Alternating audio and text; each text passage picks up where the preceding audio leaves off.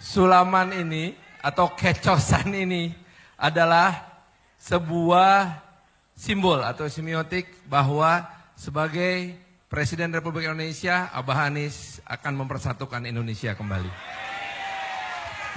Silakan, Mbak. Baiklah, karena ini bentuknya harus langsung tanya jawab, maka Mbak Anies mau pilih duduk di mana? Di kursi ini atau di kursi yang di atas? Pilih kursi yang stabil. Ini panas kan nih, stabil nggak? Aman lah, aman. Aman ya? Kita ini di kursi manapun juga senang-senang Alhamdulillah. Walaupun memang saya sekarang sedang mempertahankan kursi, Mbah.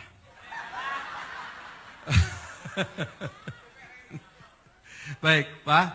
Saya dapat jatah 2 pertanyaan, baru saya akan lempar pada Anda semua. Pertanyaan pertama, ini menyangkut masalah hak demokrasi kita dalam budaya Indonesia. Apakah Abah akan melakukan normalisasi terhadap organisasi yang pernah dibubarkan oleh negara beberapa tahun terakhir ini?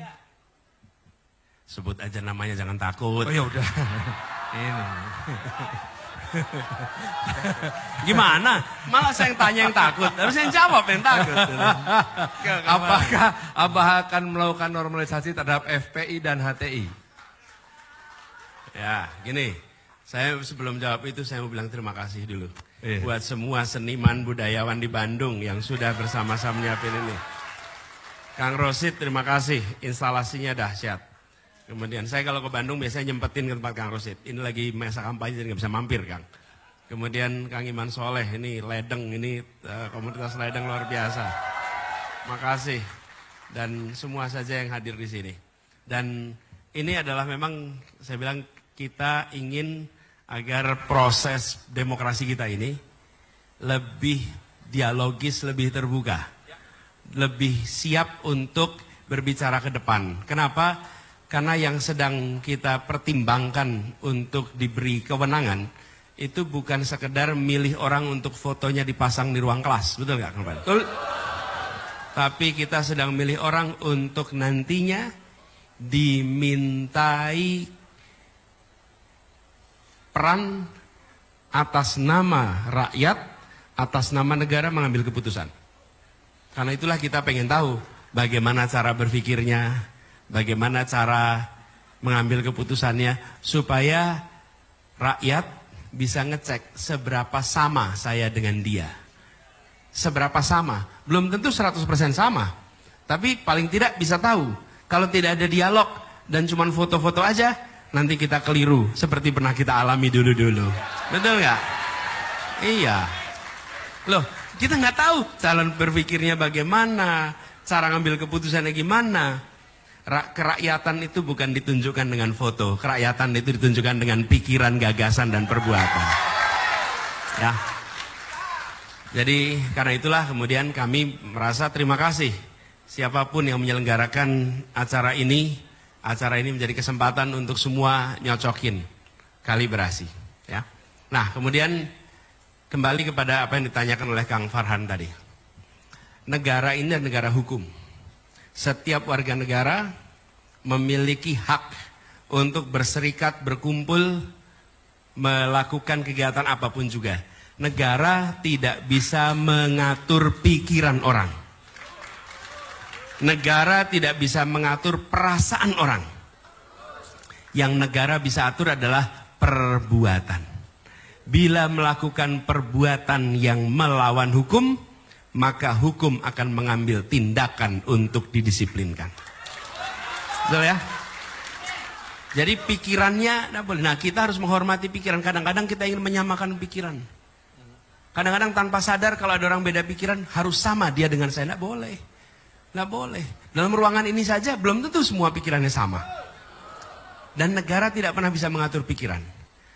Kita mengatur perbuatan. Jadi bila kemudian ada organisasi yang melakukan tindakan melawan hukum, maka hukum akan berlaku pada organisasi itu, apapun organisasinya, dan kemudian dibuktikan di pengadilan. Nah, apa yang sudah menjadi keputusan pemerintah, itu keputusan pemerintah. Sudah jalani kemarin. Jadi bagi kami, kita hormati keputusan yang sudah dilakukan oleh pemerintah. Setuju apa tidak setuju, keputusan itu sudah dibuat, sudah terjadi.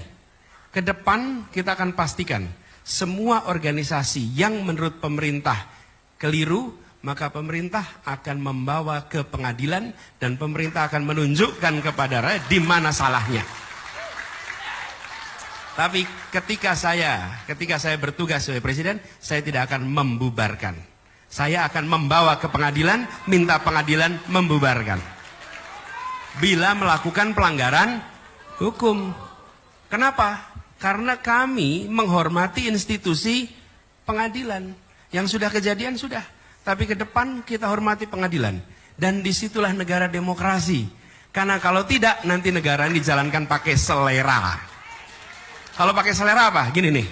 Ketika yang dibubarkan oleh negara organisasi yang kita tidak setuju, kita tepuk tangan. Nanti satu saat negara bisa berbalik. Dia akan membubarkan organisasi yang kita berada di dalamnya. Dan kita mau bilang apa waktu itu? Tidak bisa berbuat apa-apa. Toh kita sudah membiarkan negara untuk membubarkan tanpa mengikuti kaidah-kaidah hukum sebuah negara hukum. Itulah sebabnya saya sampaikan, yang kami ingin usahakan adalah menjaga republik ini jangan sampai menjadi negara kekuasaan. Tapi harus menjadi negara hukum. Kalau negara hukum, saya harus bawa ke pengadilan, kejaksaan bawa ke pengadilan. Bila saya menemukan si X menurut hemat kami melakukan pelanggaran, bawa ke pengadilan, bawa ke pengadilan. Kembalikan itu. Tapi kalau tidak, akhir-akhir ini kita menemukan, beri contoh, kita membiarkan penyimpangan-penyimpangan itu bergerak pelan-pelan. Ada misalnya pembubaran organisasi, udah kita diamkan. Kenapa? Karena kami nggak cocok dengan organisasi itu, biarin aja. Ada undang-undang ditetapkan tanpa ada pembahasan, kita biarin aja. Tidak ada pembahasan yang panjang. Mau contoh IKN, ada pembahasan panjang? Tidak. Jadi cetok. Omnibus Law, memang dibahas panjang? Tidak, cetok. Lalu kita biarkan itu, diam terus. Semua itu bergerak sampai satu saat baru pada terkejut ketika MK kejadian. Baru, waduh, kok jadi begini? Sudah terlambat. Sudah terlambat, karena itu sekarang kami punya waktu 17 hari lagi nih sekarang ke depan. Pilihan kita, dua. Mau menjadikan negara ini negara kekuasaan atau mau menjadikan negara hukum? Kalau menjadikan negara hukum, maka kami menganjurkan pilih yang menempatkan hukum sebagai supremasi dalam pengambilan keputusan. Kalau negara kekuasaan, kekuasaan yang akan mengatur hukum. Nah, disitulah menurut saya penting. Jadi jawabannya yang sudah terjadi sudah, tapi ke depan seluruh ketentuan mengikuti prosedur hukum di mana pengadilan yang menetapkan, bukan keputusan dari pemerintah. Gitu ya.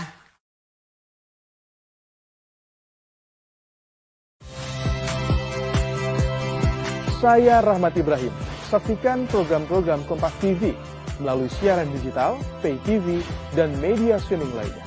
Kompas TV, independen, terpercaya.